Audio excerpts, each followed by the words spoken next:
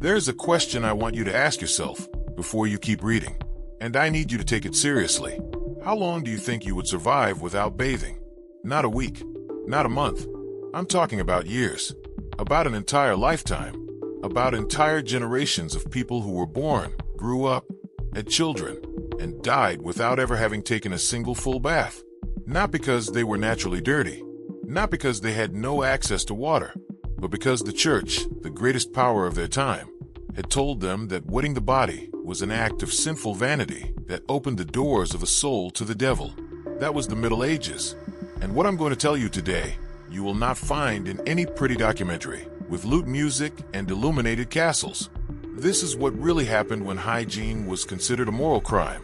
Subscribe right now and hit the bell, because this channel exists to tell you the history they decided not to teach you in school. Let's start from the beginning, because to understand the filth of the Middle Ages, you have to understand where the idea that bathing was wrong actually came from. It was not a random thought. It had a logic to it, twisted but coherent within its own belief system. The first Christian theologians, known as the Church Fathers, developed between the 3rd and 5th centuries an idea that would become absolutely central to medieval culture. The body is a trap. It is the prison of the soul. Everything that flatters the body, everything that gives it pleasure, everything that beautifies it or takes excessive care of it, pulls the soul away from God and pushes it towards sin. Saint Jerome, one of the most influential intellectuals in the history of early Christianity, wrote that the filth of the body was the cleanliness of the soul. Tertullian, another of the great theologians of the era, associated bathing with the pagan frivolity of the Romans, who had their famous public baths where they bathed, socialized, and according to the Christian perspective of the time, morally corrupted themselves. And so when the Roman Empire collapsed in the 5th century and the Catholic Church filled the power vacuum it left behind, it brought with it that deep distrust of bodily care. The Roman baths, those public spaces of hygiene and social gathering that had functioned for centuries, began closing one by one. Not because people did not want to bathe, but because bathing began to be seen as something that pagans did. The vain, those who placed the body above the soul. And in a society where the church controlled not only religion but education, law, politics, and culture, what the church said was not an opinion. It was reality. Now, this does not mean that nobody in the Middle Ages ever bathed at all. History is more complicated than that. And I want to be honest with you, because it matters to me that you understand the era in its full complexity, and not just through its most shocking aspects. Public baths did exist in many medieval cities.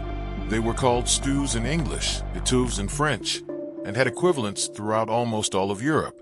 They were establishments where people could pay to bathe in wooden tubs filled with hot water, sometimes shared with other people. They were particularly popular in the 12th and 13th centuries. But here is where the problem comes in. Those public baths were progressively associated by the church and civil authorities with prostitution, with licentiousness, with disease and moral disorder. And when the great bubonic plague epidemics arrived in the 14th century, the dominant medical theory of the era, which had nothing to do with bacteria because nobody knew microbes existed, held that hot water opened the pores of the skin and let in the bad air that caused the disease. That theory was called miasmatic, and although it was completely wrong, it was the official science of its time. And with that justification, both medical and religious at once, public baths began closing en masse in the 14th and 15th centuries. By the 16th century, in many European cities, public baths had almost completely disappeared. So how did people live? What did they do with their bodies if they did not bathe? The answer is as uncomfortable as it is fascinating. Medieval hygiene was not the total absence of any form of cleanliness. It was a hygiene radically different from ours, based on principles that today seem absurd to us, but that had their own internal logic. The most common practice was what historians call dry cleaning. Instead of using water, people used linen cloth, linen underwear, which was white and changed with some regularity among those who could afford it, served the function of absorbing sweat and bodily dirt. Changing the linen shirt was considered a form of hygiene. Not washing the body, but changing the fabric that covered it. The upper classes could afford multiple linen shirts, and changing them frequently was a sign of status. A nobleman who changed his shirt every day was considered a clean and refined person. A peasant who had a single shirt and wore it for entire weeks without changing it was considered dirty. Yes, but not so much for lack of water as for lack of clean clothing. The entire paradigm was completely different from ours. In addition to linen, aromatic powders, dried herbs, and vinegar were used to mask body odors.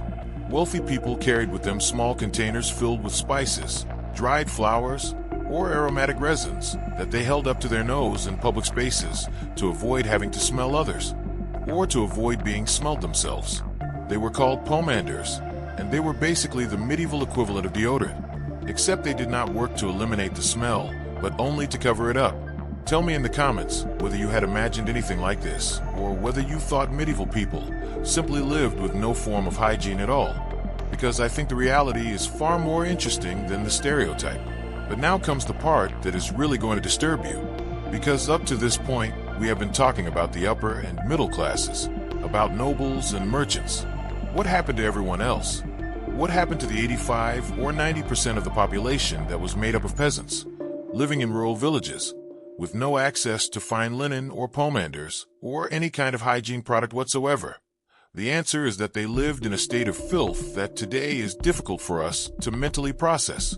A typical medieval peasant from the 10th to the 14th century lived in a single-room structure that they shared not only with their family, which could be 6, 8, 10 people, but also with their domestic animals. Chickens, pigs, goats, sometimes a cow. All lived inside the same structure as the humans during the winter months, because the warmth of the animals helped maintain the temperature inside, and because leaving them outside meant losing them to the cold or to wolves. They all slept together, humans and animals, in the same space. The floor was compacted earth. The roof was thatched straw. There were no glass windows, only openings covered with cloth or wood that blocked the cold, but also blocked the light and the air. The smell of those rooms was something that travelers of the era described with horror. And those travelers, let us remember, were not exactly living in particularly hygienic conditions themselves. But there was a difference in degree that was evident even to noses accustomed to the filth of the medieval world. Children in these conditions died at a frequency that today strikes us as inconceivable.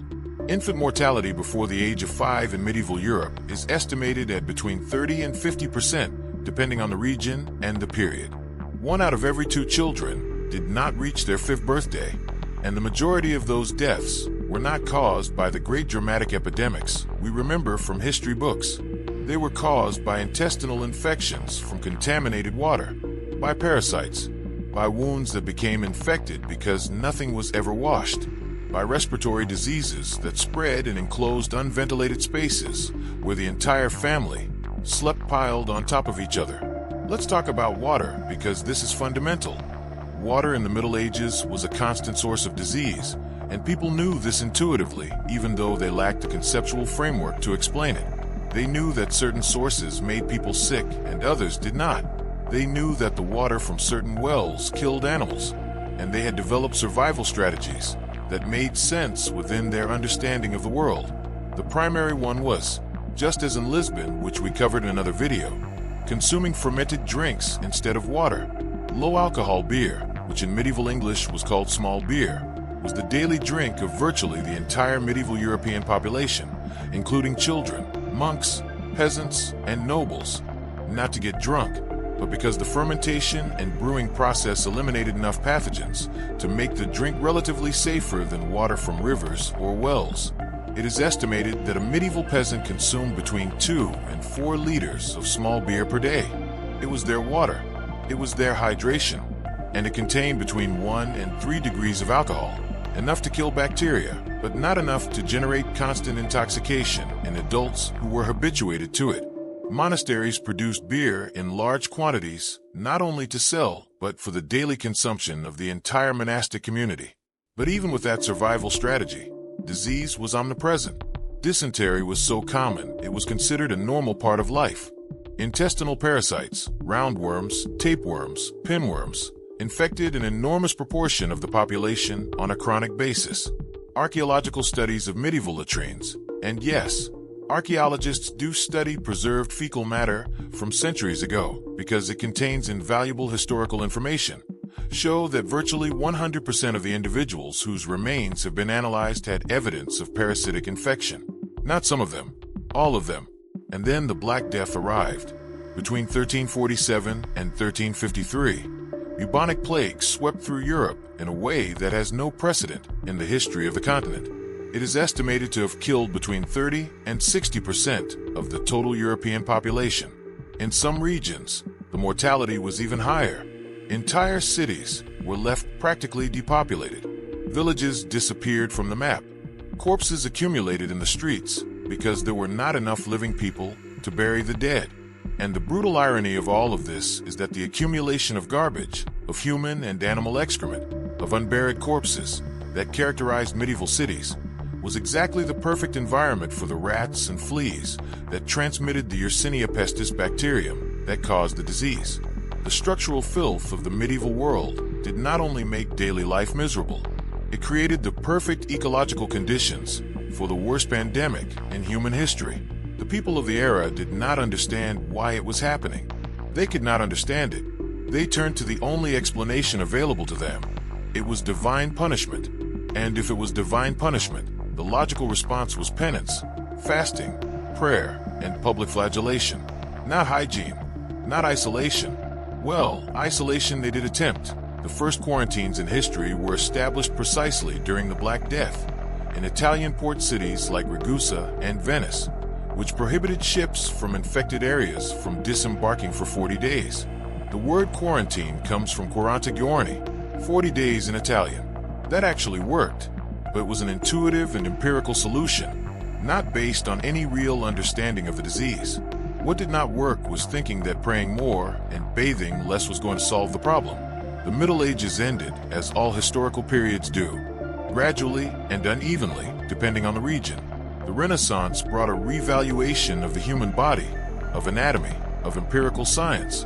The Protestant Reformation broke the Catholic Church's monopoly on moral truth. Universities began to question the medical theories inherited from antiquity.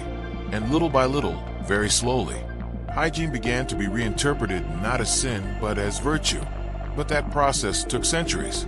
And in the meantime, entire generations of people lived and died in conditions that today we would consider unacceptable even for domestic animals.